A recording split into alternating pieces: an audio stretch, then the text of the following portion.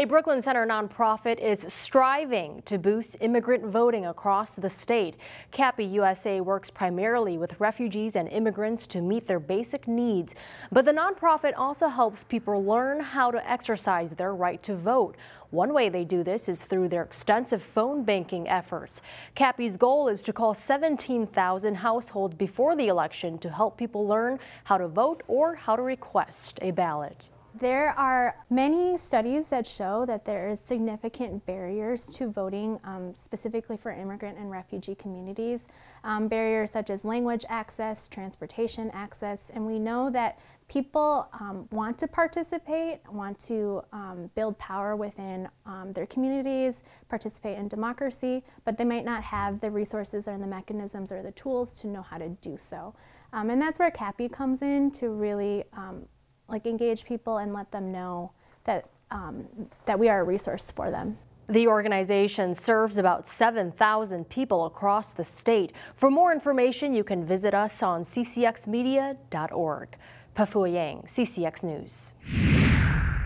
Hi, I'm Delane Cleveland in Osseo, where a longtime member of the Osseo Fire Department is calling it quits after 37 years of service. People say, you know, it's time. And it's been time. So after 37 years in the fire service, I think it's time. We've got a good core group of young firefighters coming up. Gary Current started his career with the Osseo Fire Department back in 1983. From there, he worked his way up the ranks, serving as lieutenant, then becoming chief in 1996. He served in that role for 13 years, retired for 10 months. I missed it. Then had a change of heart and came back to the department as a regular firefighter. Yep, less headaches. But despite all of his career accomplishments and the service he dedicated to his hometown, there was one moment that stands out the most. We'll have Brendan's father, Gary, pin his badge on tonight. I got to pin his badge on.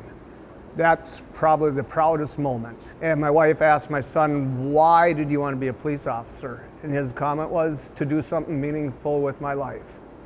I thought that was probably one of the best comments anybody could ever make. And that, looking back, that's probably why I got in the fire service. As for what he's going to do next, Current simply said that he's going to relax, beginning first with a hunting trip to Montana.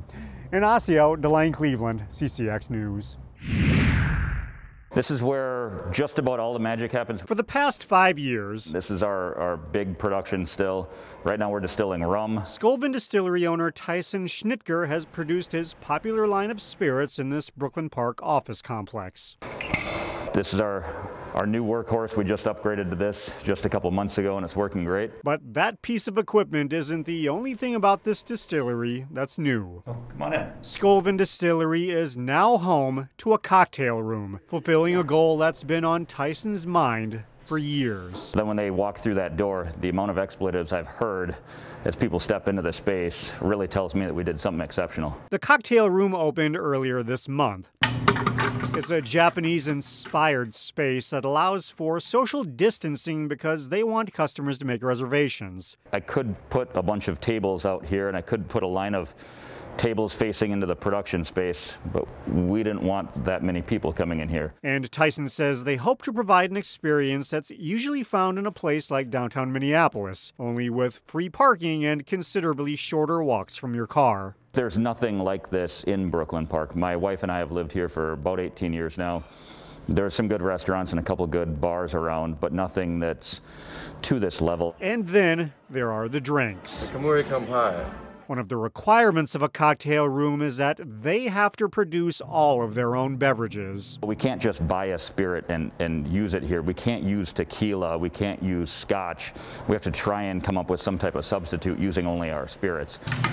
Dick Dunham is one of the bartenders charged with that task. It's really fun learning how to do all these little things that contribute to the success of a kind of from scratch cocktail bar. Sculven, which is a Norwegian term that means cheers, friend, has products in 400 retail stores across Minnesota. But for people seeking a new weekend spot to toast with their friends in person, It's a good way to connect with the people. this nondescript office complex now offers people that chance. We just hope to be a good part of this community for another 6 years or more to come. In Brooklyn Park, DeLane Cleveland, CCX News.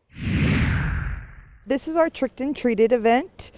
We created it in an effort to bring Halloween to children when we knew that trick-or-treating wasn't going to be able to happen this year because of COVID. It's similar to having your yard pink flamingoed, only edible and with a higher sugar content. What we did was we created a Tricked and Treated kind of kit where we taped candy to sticks, and then people could come and buy those kits, and then we deliver them, and as you can see behind me, we set those up in people's yards. 200 Plymouth residents responded and took them up on the offer. That's 20,000 pieces of candy stuck to 20,000 skewers. Volunteers helped out taping all the candy to the sticks, and it's an all-city effort delivering the treats. We have people from communications and from parks and forestry and from the police department all going out and doing those deliveries. So it's not just Parks and Recreation that are bringing joy to our City of Plymouth residents. Each kit costs $20,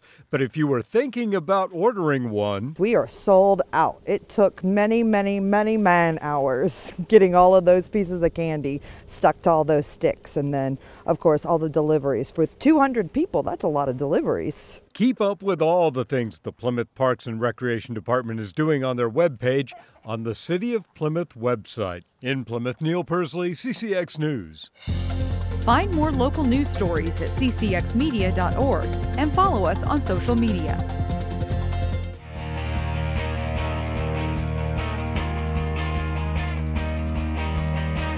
Skylar Gray started playing varsity volleyball as an 8th grader and became a starter as a freshman. Now a senior at Maple Grove, Gray's versatility and leadership has helped the Crimson to a 5-0 record. We profile Skylar Gray in this week's CCX Sports Spotlight. Skylar Gray isn't the biggest person, and her visual challenges are obvious. I wear glasses normally, so I've just recently started wearing contacts. But I wear glasses, so people kind of see me, they're like, oh, like, she's not an athlete, like she wears glasses on the court, like what? But make no mistake, Skylar can play. People are kind of like, oh, well, maybe she's good, maybe she's not. And I'm also small, so they're kind of like, oh, well, we can just get a block in front of her. But that's also helped me because I can jump pretty high, and then being smaller, I've learned how to get around the blocks. We have a really tall front row. We're all pretty much 6 feet tall, so when you see Skylar, you're like, oh, it's nothing much is gonna happen, but then she goes up big, just as big as if she was 6'1", 6'2", and she really brings it. Skylar plays multiple positions and is an asset anywhere on the floor. Her versatility is the result of years of hard work. I mean, the only position is she's never really played a setter. And in all of those positions, she's taken an awful lot of pride in trying to make herself the best that she can be for whatever team she's on. Skylar's dad, Jameson, is in his first full season as Maple Grove's head coach after several years as an assistant.